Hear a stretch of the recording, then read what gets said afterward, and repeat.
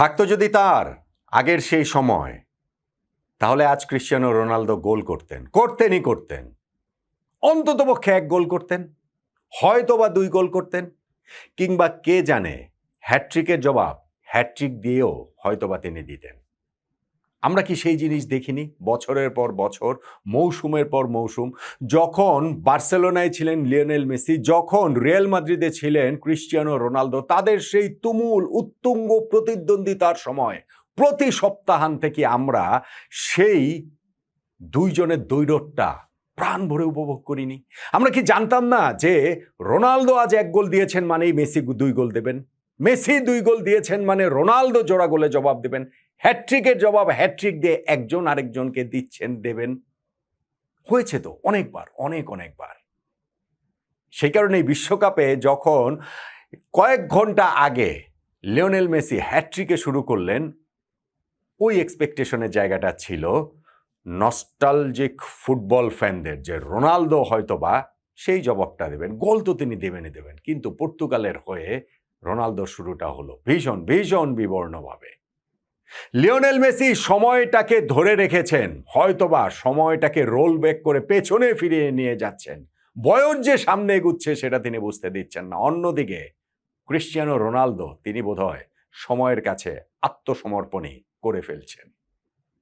মেসিকে যেইখানে লাগছে ক্ষুধার্ত আরও একটা বিশ্বকাপ শিরোপার জন্য, রোনালদোকে সেইখানে অকারণে ছোটাছুটি করা, ফুরিয়ে যাওয়া একজন ফুটবলারের চেয়ে বেশি কিছু বিশ্বকাপের প্রথম ম্যাচটাতে অন্ততপক্ষে মনে হয়নি।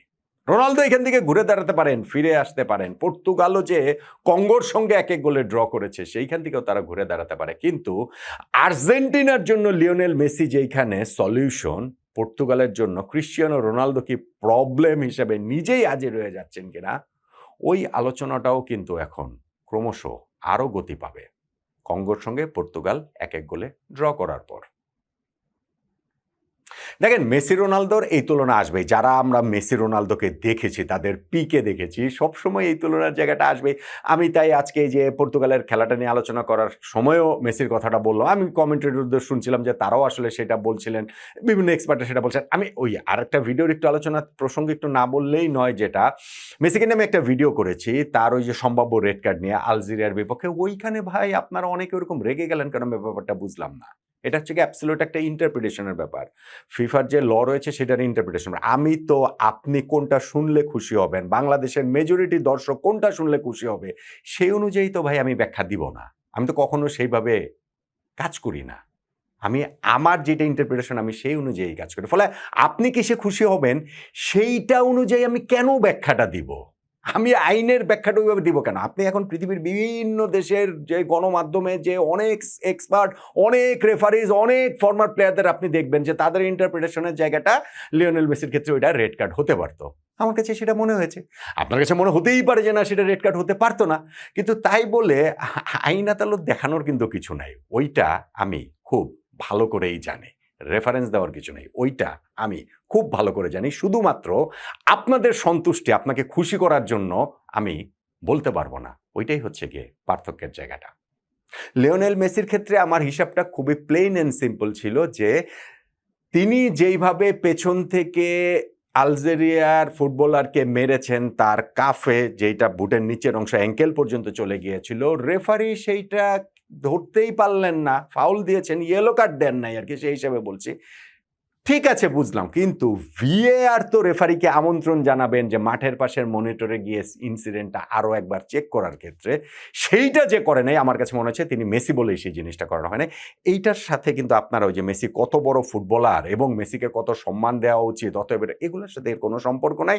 আর লটা আমি জানি, খুব ভালো করে জানি। শুধু আপনার খুশির মতো আসলে আমি বলতে পারবো না, আমি আমার মতো করে ইন্টারপ্রেট করবো। যাই হোক, পর্তুগালের আজকে ম্যাচ নিয়ে বলি। খুবই ডিসঅ্যাপয়েন্টিং, খুবই ডিসঅ্যাপয়েন্টিং। তারা কঙ্গোর মতো দলের সঙ্গে যখন এক গোলে ড্র করে তখন আসলে বিশ্বকাপ প্রথমবারের মতো তারা শিরোপা জিতবে কেবল। এবং ক্রিস্টিয়ানো রোনালদো তাকে কোচ রবার্তো মার্টিনেজ পুরো সময়টা খেলালেন, 90 মিনিটস তিনি খেলালেন। আমি বলছিলাম যে রোনালদো কি আসলে সলিউশন না প্রবলেম হয়ে যাচ্ছেন কিনা। আপনি দেখেন যে ফার্স্ট হাফে মনে হয় পুরো ফার্স্ট হাফে রোনালদো কয়টা টাচ পেয়েছে, হয়তো চান্স ক্রিয়েটের তো কোনো সুযোগই আসলে ওইভাবে হয়নি। হয়তো বা পুরো ফার্স্ট হাফে তিনি হচ্ছে 10-12টা বল টাচ করেছেন, পুরো 90 মিনিটসেই বা কয়টা তিনি করেছেন। আমি ওই রকম ক্লিয়ার কাট অপরচুনিটি বলতে সেকেন্ড হাফে ওই যে কনসেশন আমার পর রাইট সাইড থেকে যখন পর্তুগাল পেনিট্রেট করছিল তখন রোনালদো 2টা হাফ চান্সের মতো পেয়েছিলেন। একটা হচ্ছে তিনি যে বার্স্ট করলেন কঙ্গোর একাধিক ডিফেন্ডারের মাঝখান থেকে, সেইখানটা আমি ভাবছিলাম